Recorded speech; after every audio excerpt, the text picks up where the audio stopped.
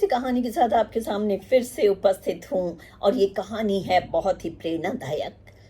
कहानी कुछ इस तरह से है। एक पिता ने अपने पुत्र की बहुत ही अच्छी शिक्षा दीक्षा की, उसको बहुत ही अच्छे संस्कार दिए।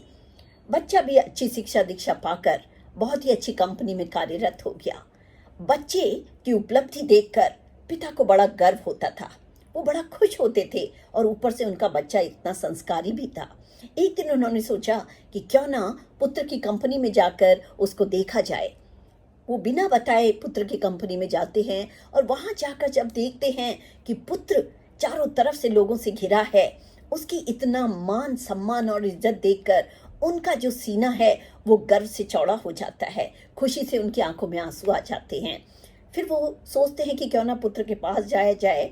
वो पुत्र के पास जाते हैं और उसके कंधे पे हाथ रख के कहते हैं कि बेटा, मुझे ये बताओ कि दुनिया का सबसे शक्तिशाली आदमी कौन है। पुत्र भी बड़े गर्व के साथ कहता है कि पिताजी, दुनिया का सबसे शक्तिशाली आदमी मैं हूँ। ये सुनकर पिता को थोड़ा बुरा लगता है, क्योंकि उन्होंने ये अपेक्षा की थी कि बेटा उनका नाम लेगा। वो थोड़ा सा दुखी होते हैं और घर की तरफ मुड़ जाते हैं, लेकिन दरवाजे पर पहुंचकर सोचते हैं कि एक बार क्यों ना फिर से अपने पुत्र से वही प्रश्न दोहराऊं। वो फिर से कहते हैं कि बेटा, इस दुनिया का सबसे शक्तिशाली आदमी कौन है। इस समय पुत्र उनसे कहता है कि पिताजी, दुनिया के सबसे सर्व शक्तिशाली आदमी आप हैं। पिताजी कहते हैं, लेकिन पुत्र, अभी तो तुमने अपना नाम लिया था, अब अचानक से तुम मुझे प्रसन्न करने के लिए मेरा नाम ले रहे हो।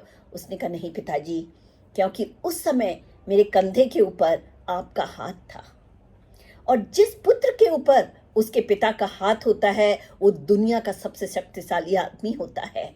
ये सुनकर पिता की आंखों में आंसू आ गए। आज उनको अपनी शिक्षा दीक्षा और संस्कारों पर और भी ज्यादा गर्व हो रहा था। तो बच्चों, ये विशेषकर कहानी आप लोगों के लिए है, क्योंकि जो आप आजकल अपने पिता की जो इज्जत नहीं करते हैं ना कहीं आप कमजोर पड़ जाते हैं। अगर आपको दुनिया का शक्तिशाली आदमी बनना है तो अपने पिता का हाथ जो है अपने कंधे पर हमेशा रखे रहें, और फिर देखिए कि आप कितने महफूज हैं।